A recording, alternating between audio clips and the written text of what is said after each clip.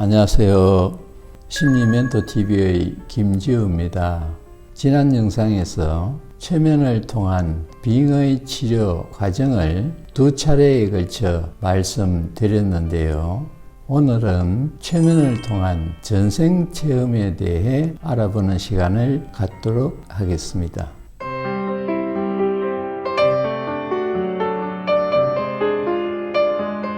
요즘 최면 방송을 보고 빙의 치료뿐만 아니라 전생체험에 관심을 가진 분들도 많이 계시는데요. 그분들이 전생에 대해 관심을 가지는 이유는 크게 두 가지로 요약할 수 있습니다. 첫째는 호기심입니다. 사실 거의 모든 사람들은 죽음 후의 일에 대한 궁금증을 가지고 있죠.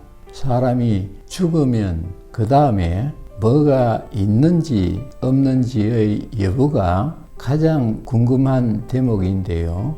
우리가 죽음을 두려워하는 이유도 죽은 뒤에 뭐가 있는지를 모르기 때문입니다.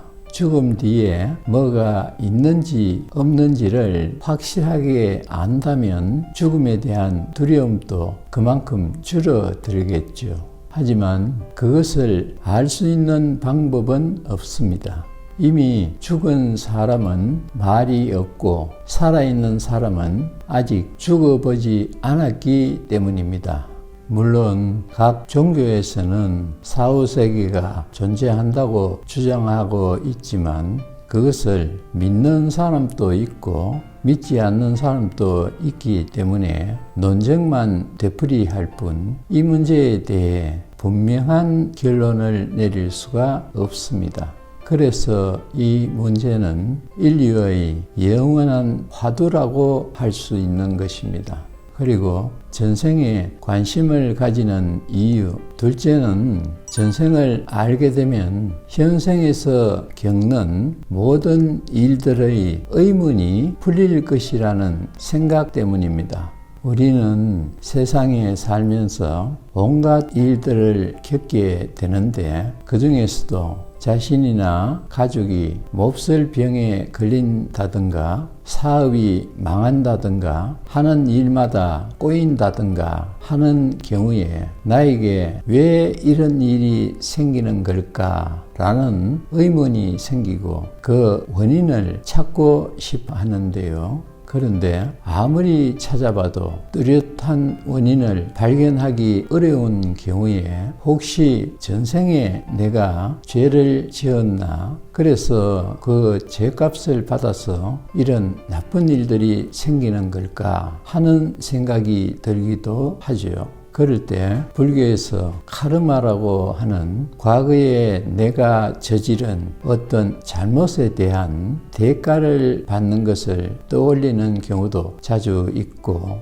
그래서 전생을 알면 이 문제의 원인을 찾을 수도 있으니까 전생체험을 하고 싶어하는 분들을 자주 보게 됩니다. 저도 그런 분들의 요청을 받고 최면을 통한 전생체험 시술을 많이 했는데요. 제 경험에 비추어 솔직하게 말씀드리자면 최면을 통해 전생체험을 해서 현재 자기가 겪고 있는 문제의 원인을 정확하게 알게 되는 경우는 매우 드뭅니다. 최면 상태에서 전생을 보게 되는 경우는 많지만 그것은 마치 꿈을 꾸는 것처럼 흐릿하기도 하고 선명하다 하더라도 영화나 드라마를 보는 것처럼 객관적인 입장에서 볼 수밖에 없습니다. 즉 내가 그 당시의 나에게로 직접 들어가서 현실처럼 생생하게 느끼고 그때의 모든 것을 체험할 수가 없다는 것입니다. 그래서 최면으로 전생체험을 하고 나면 내가 전생에 그런 사람이었구나. 그리고 그 전에는 또 다른 사람이었고 그런 과정이 되풀이되어서 현생에 이르렀구나 라는 사실을 알게 된 것에 만족하는 경우가 대부분이고 그렇다면 여러 생을 살아오는 과정에서 내가 잘못하고 다른 사람에게 피해를 준 경우도 충분히 있을 수 있겠구나. 그래서 내가 현재 그런 업보로 이런 고통을 당하는구나 라는 생각을 하면서 위안을 받는 경우도 종종 볼 수 있습니다. 그런데 최면 상태에서 비시술자가 본 것이 진짜 그분의 전생이라고 단정할 수는 없습니다. 최면은 상상이 개입되는 기법이기 때문입니다. 최면 방송을 보시거나 직접 최면 시술을 받아보신 분들은 잘 아실 겁니다. 최면 시술자가 눈앞에 동굴이 보입니다. 그 동굴을 따라가면 당신의 전생이 나타납니다.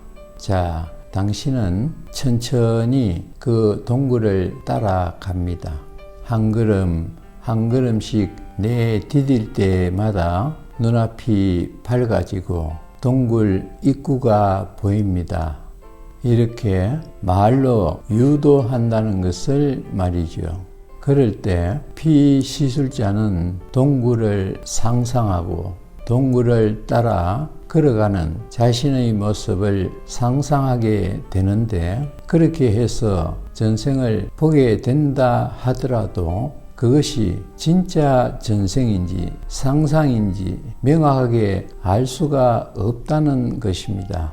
그리고 그 전 영상에서 말씀드린 대로 불교에서는 전생이 있다고 하고 기독교에서는 전생은 없다라고 주장하기 때문에 어느 한쪽의 주장을 받아들이고 다른 쪽의 주장을 배제한다면 한쪽으로 치우치는 모습이 되어버립니다.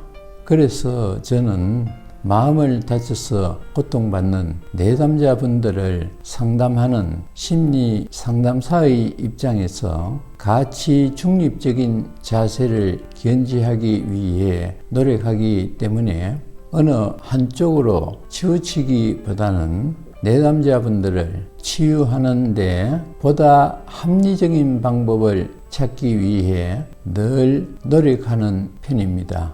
그래서 과거에는 저도 최면으로 전생을 탐구하는 시술을 많이 했지만 요즘은 나쁜 일들이 발생하는 원인을 현생에서 찾는 데 주력하고 있습니다.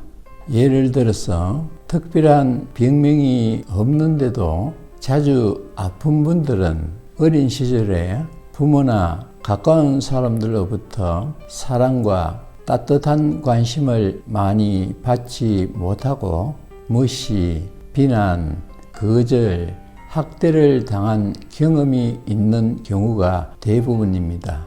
그래서 남들에게 인정받고 싶은 욕구가 강하게 작용하기 때문에 그런 현상이 나타나는 사례가 많은데요. 어릴 때 내가 아프면 부모나 가까운 사람들이 조금이라도 관심을 가져준다는 사실을 잘 알고 있기 때문이죠. 그리고 그런 분들은 대개 자존감이 낮고 열등감이 심하고 정서가 불안정하고 남들의 눈치를 자주 보는 특징이 있습니다. 그런 특징을 보이는 경우에는 성공에 대한 두려움을 가지게 될 가능성이 커지게 되고 실제로 그런 결과가 많이 발생하기도 합니다. 그리고 하는 일마다 꼬이는 경우도 자주 발생하게 됩니다. 그래서 이런 경우에는 정신분석과 인지행동치료를 통해 트라우마를 치유하는 것이 우선적으로 해야 할 일입니다.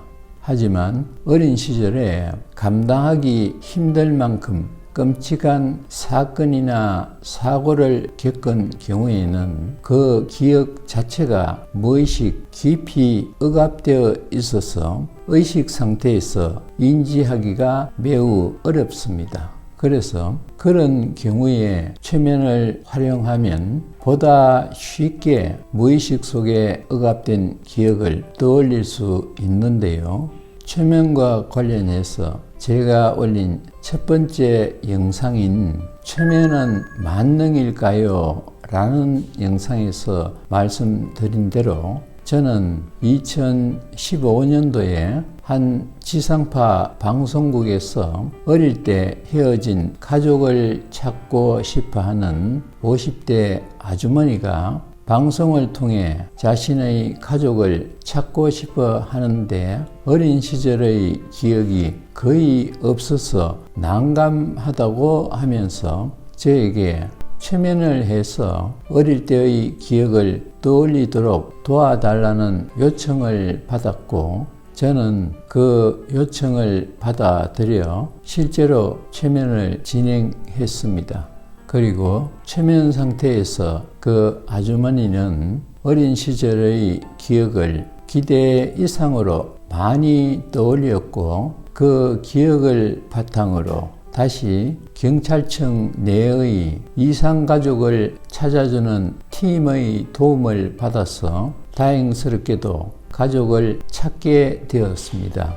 이처럼 최면은 무의식 속에 억눌린 기억들을 표면의식으로 떠올리는데 가장 유용하게 활용되는 기법이라고 할 수 있습니다.